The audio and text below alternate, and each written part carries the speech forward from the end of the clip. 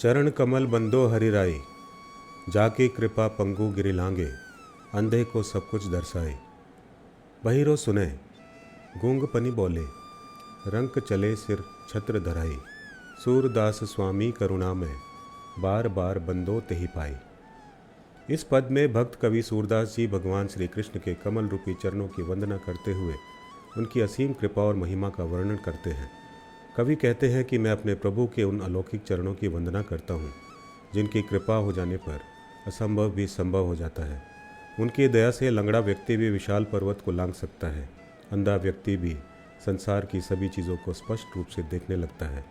प्रभु के चरणों के प्रभाव से बहरा सुनने लगता है, गूंगा पुनः बोलने लगता है और सबसे गरीब व असहाय व्यक्ति भी सिर पर राजाओं जैसा छत्र धारण करके चलने लगता है। सूरदास जी कहते हैं कि मेरे ऐसे करुणामयी स्वामी जिनकी मैं चरणों की बार बार वंदना करता हूँ, वे सब पे कृपा करते हैं। केवल उन्हीं की कृपा से जीव का उद्धार संभव है। अयोध्यापुरी के बाहर एक जर्जर कुटिया में विमल नाम का एक गरीब व्यक्ति रहता था। विमल जन्म से लंगड़ा था और अपनी छोटी सी बैलगाड़ी को खींचकर भिक्षा मांगकर जीवन व्यापन करता था। गरीबी और शारीरिक लाचारी के कारण उसका जीवन दुख से भरा था। उसका एक बेटा था जिसका नाम केशव था। केशव की माँ बहुत पहले गुजर चुकी थी। केशव का दुख ये था कि उसके पिता उनको ना तो ठीक से दिखाई देता था और वो ऊंचा ही सुन पाते थे। एक दिन शहर के बाहर एक संत आए जो प्रभु की महिमा का बखान कर रहे थे। विमल और केशव भी किसी तरह वहाँ पहुँचे। संत ने यही पद गाया, जाकी कृपा पंगु गिरि लांघे, अंधे को सब कुछ दर्शाई, रंक चले सिर छत्र धराई।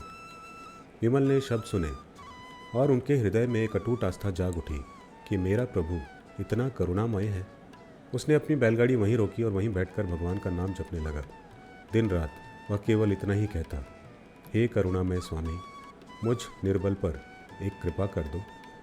उसी समय पड़ोसी राज्य पर भयंकर आक्रमण हुआ।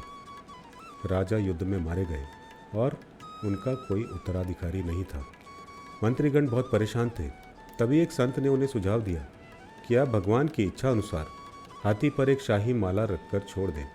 वह हाथी जिस व्यक्ति के गले में डालेगा वही नया राजा होगा। हाथी को नगर में छोड़ा गया। हाथी सारी नगरी में घूमता रहा, सभी धनवानों और वीरों को देखता रहा, पर किसी के गले में माला नहीं डाली गई। घूमते घूमते वह अयोध्यापुरी के बाहर उस स्थान पर पहुंचा जहाँ विमल बैठा प्रभु का नाम जप रहा था। लोगों ने देखा कि हाथी ने सूंड उठाकर विमल के गले में माला डाल दी, जो एक लंगड़ा, अर्ध दृष्टिहीन और गरीब व्यक्ति था। मंत्रीगण आश्चर्यचकित हुए, किंतु विधि का विधान मानकर वे विमल को आदर सहित राजमहल में ले गए और उनका राज्याभिषेक किया। इस प्रकार भगवान श्री कृष्ण की असीम कृपा से विमल नामक रंक व्यक्ति सिर पर छत्र धारण करके राज्य सिंहासन पर बैठ गया। उसके पुत्र केशव की भी सारी इंद्रियां और कष्ट दूर हो गए। इस कहानी से यह हमें शिक्षा मिलती है, जिस पर करुणामय प्रभु की कृपा हो जाती है उसके लिए कोई भी बाधा असंभव नहीं होती। भगवान की भक्ति में वह शक्ति है जो एक रंक को भी राजा बना सकती है।